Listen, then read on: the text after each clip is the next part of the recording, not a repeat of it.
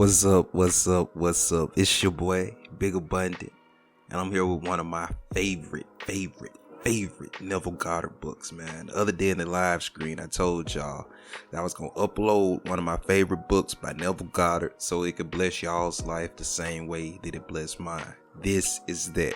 I'm breaking this down into 3 parts. Feeling is the Secret by Neville Goddard, man. Sit back, relax. I put a little music under there for you. Listen to this thing over and over and over and over and over and over and over again. Get these laws embedded in your mind, embedded in your body, so you can live them out on accident and really, truly create the life that you desire. Feeling is the Secret by Neville Goddard. Narrated by Big Abundant. Forward. This book is concerned with the art of realizing your desire.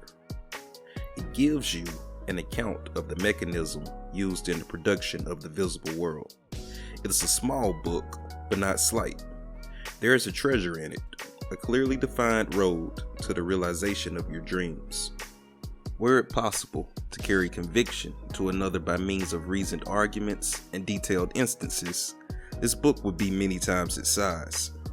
It is seldom possible, however, to do so by means of written statements or arguments, since to the suspended judgment, it always seems plausible to say that the author was dishonest or deluded, and therefore his evidence was tainted.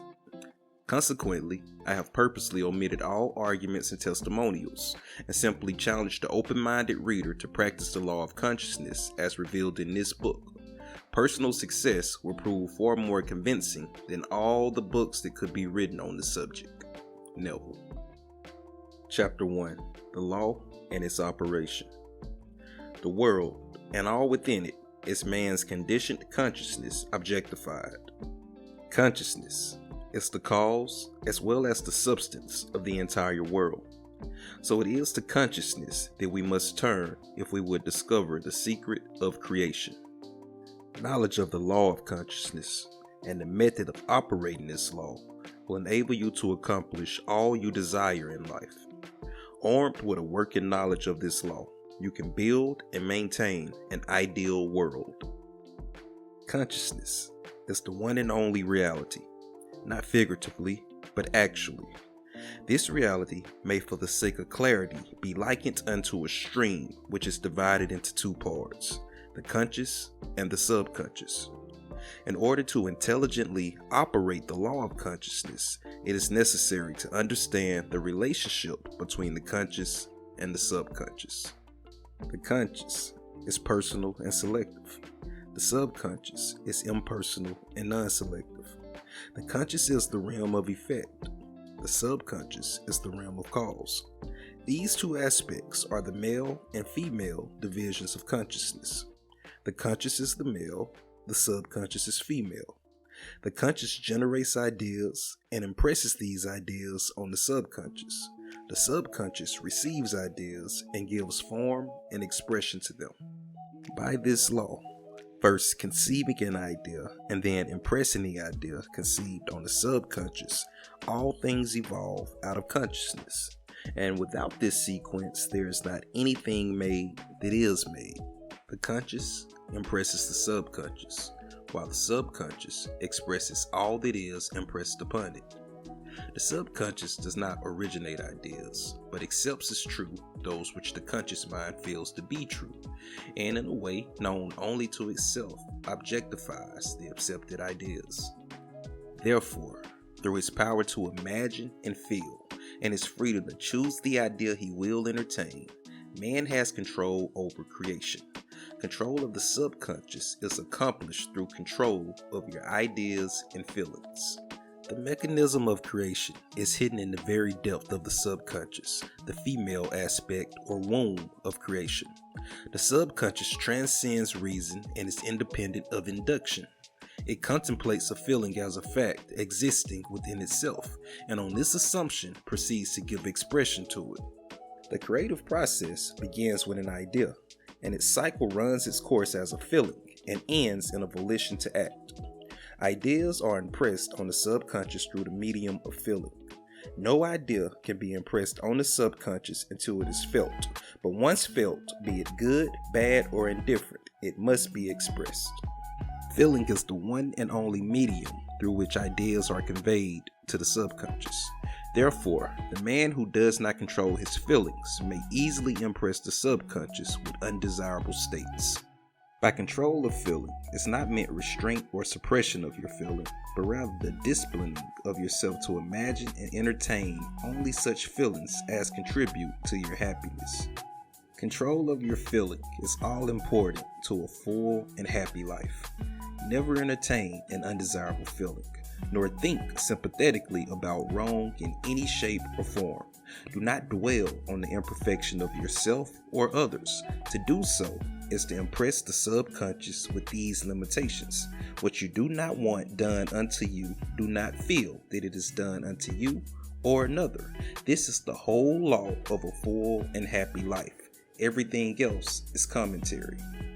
Every feeling makes a subconscious impression, and unless it is counteracted by a more powerful feeling of an opposite nature, must be expressed.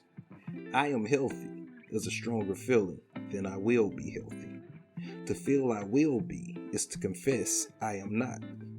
I am is stronger than I am not. What you feel you are always dominates what you feel you would like to be. Therefore, to be realized, the wish must be felt as a state that is, rather than a state that is not. Sensation precedes manifestation and is the foundation upon which all manifestation rests. Be careful of your moods and feelings, for there is an unbroken connection between your feelings and your visible world. Your body is an emotional filter and bears the unmistakable marks of your prevalent emotions. Emotional disturbances, especially suppressed emotions, are the cause of all disease. To feel intensely about a wrong without voicing or expressing that feeling is the beginning of disease, dis-ease in both body and environment.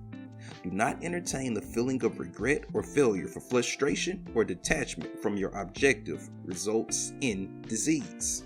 Think feelingly only of the state you desire to realize. Feeling the reality of the state sought and living and acting on that conviction is the way of all seeming miracles. All changes of expression are brought about through a change of feeling. A change of feeling is a change of destiny. All creation occurs in the domain of the subconscious. What you must acquire then is a reflective control of the operation of the subconscious. That is, control of your ideas and feelings. Chance is not responsible for the things that happen to you, nor is predestined fate the author of your fortune or misfortune. Your subconscious impressions determine the conditions of your world. The subconscious is not selective, it is impersonal and no respecter of persons. Acts 10:34, Romans 2:11. The subconscious is not concerned with the truth or falsity of your feeling. It always accepts as true that which you feel to be true. Feeling is the assent of the subconscious to the truth of that which is declared to be true. Because of this quality of the subconscious, there is nothing impossible to man. Whatever the mind of man can conceive and feel is true, the subconscious can and must objectify. Your feelings create the pattern from which your world is fashioned, and a change of feeling is a change of pattern. The subconscious never fails to express that which has been impressed upon it. The moment it receives an impression, it begins to work out the ways of its expression. It accepts the feelings impressed upon it, your feelings as a fact existing within itself, and immediately sets about to produce in the outer or objective world that exact likeness of that feeling. The subconscious never alters the accepted beliefs of man. It outpictures them to the last detail, whether or not they are beneficial. To impress the subconscious with the desirable state, you must assume the feeling that would be yours had you already realized your wish. In defining your objective, you must be concerned only with the objective itself. The manner of expression or the difficulties involved are not to be considered by you. To think feelingly on any state impresses it on the subconscious. Therefore, if you dwell on difficulties, barriers, or delay, The subconscious, by its very non-selective nature, accepts the feeling of difficulties and obstacles as your request and proceeds to produce them in your outer world. The subconscious is the womb of creation. It receives the idea unto itself through the feelings of man. It never changes the idea received, but always gives it form. Hence, the subconscious outpictures the idea in the image and likeness of the feeling received. To feel a state of hopeless or impossible is to impress the subconscious with the idea of failure. Although the subconscious faithfully serves man, it must not be inferred that the relationship is that of servant to a master, as was anciently conceived. The ancient prophets called it the slave and servant of man. St. Paul personified it as a woman and said the woman should be subject to man in everything. Ephesians 5:24. Also, 1 Corinthians 14:34, Ephesians 5:22, Colossians 3:18, and 1 Peter 3:1. The subconscious does serve man and faithfully gives form to his feelings.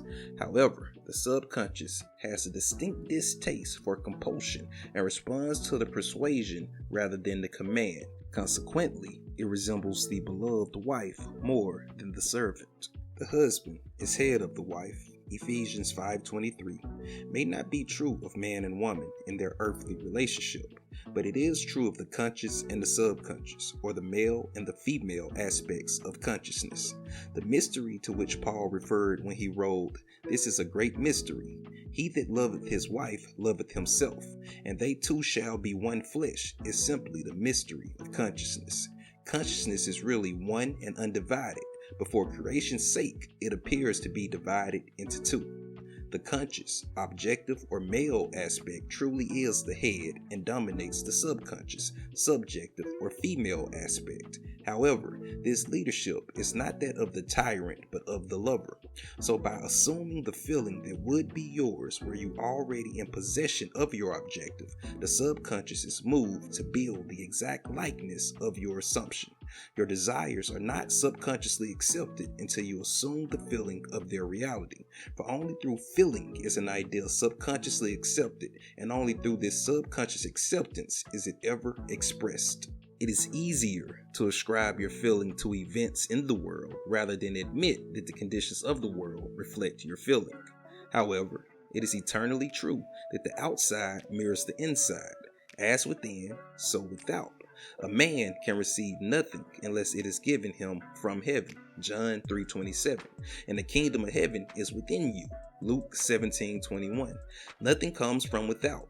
All things come from within, from the subconscious. It is impossible for you to see other than the contents of your consciousness. Your world in its every detail is your consciousness objectified. Objective states bear witness of subconscious impressions. A change of impression results in a change of expression. The subconscious accepts as true that which you feel is true. And because creation is the result of subconscious impressions, you, by your feeling, determine creation. You are already that which you want to be, and your refusal to believe this is the only reason you do not see it. To seek on the outside for that which you do not feel you are is to seek in vain, for we never find that which we want, we find only that which we are. In short, you express and have only that which you are conscious of being or possessing. To him that hath, it is given. Matthew 13:12 and 25:29, as well as Mark 4:25, Luke 8:18, and 19:26. Denying the evidence of the senses and appropriating the feeling of the wish fulfilled is the way to the realization of your desire. Master of self-control of your thoughts and feelings is your highest achievement. However, until perfect self-control is attained, so that in spite of appearances, you feel all that you want to feel, use sleep and prayer to aid you in realizing your desired states. These are the two gateways into the subconscious.